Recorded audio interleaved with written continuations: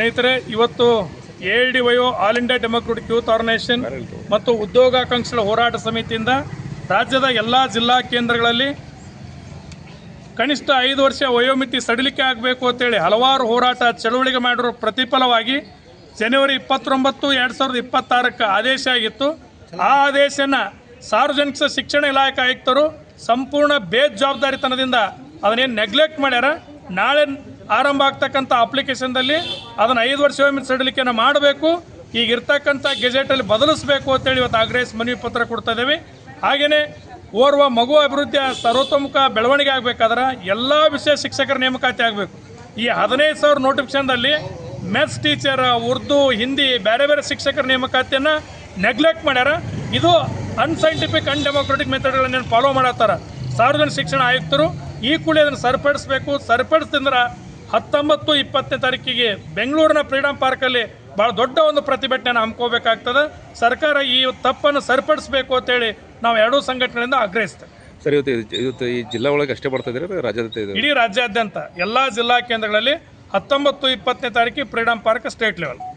ಹೆಸರು ಹೇಳ್ರಿ. ಸಿದ್ಲಿಂಗ್ ಬಾಗೇವಾಡಿ, ಬಿಜಾಪುರ. ನನ್ನ ಹೆಸರು ಶಬ್ಬೀರ್ ಅಹಮದ್ ಮುಜಾವರ್ ಅಂತ.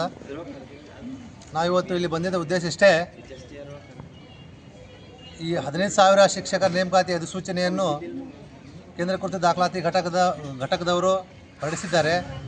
ಆದರೆ ಈ ಆದೇಶ ಇನ್ನು ಸುತ್ತಲೂ ಏನಿದೆಯಲ್ಲ,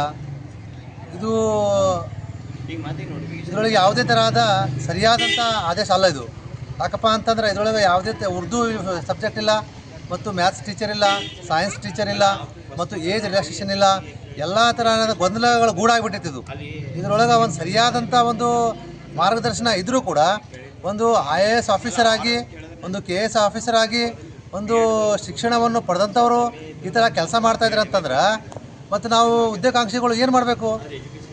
ನಾವು 2-3 ವರ್ಷ ಆಯ್ತು ಈಗ GPSR ಅಧಿಸೂಚನೆ ಆಗಿ 2022 ಅಧಿಸೂಚನೆ ಆಗಿತ್ತು. ಆವಾಗ BJP ಗೌರ್ಮೆಂಟ್ ಇತ್ತು.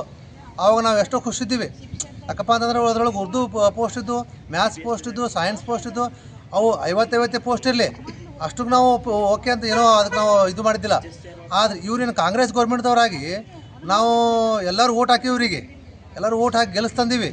ಆದರೂ ಕೂಡ ನಮ್ಮ ಸಮಾಜವನ್ನೇ ಇವರು ಕಡೆಗಣಿಸ್ತಾ ಇದ್ದಾರೆ.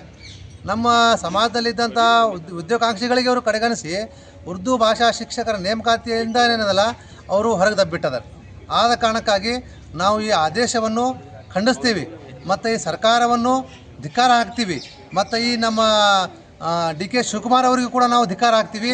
ನೀವು ಒಂದು ವೇಳೆ ಈ ಆದೇಶವನ್ನು ಮರುಪರಿಷ್ಕರಿಸಿ ಆ ಆದೇಶವನ್ನು ತಿದ್ದುಪಡಿ ಮಾಡಿ ಉರ್ದು ಭಾಷಾ ಶಿಕ್ಷಕರು, ಮ್ಯಾಥ್ಸ್ ಶಿಕ್ಷಕರು ಮತ್ತು ಸೈನ್ಸ್ ಶಿಕ್ಷಕರಿಗೆ ಎಲ್ಲ ರೀತಿಯಾದ ಅವಕಾಶಗಳನ್ನು ಕೊಟ್ಟು ನೀವು ಅಧಿಸೂಚನೆ ಹೊರಡಿಸಿದ್ರೆ ಸರಿ.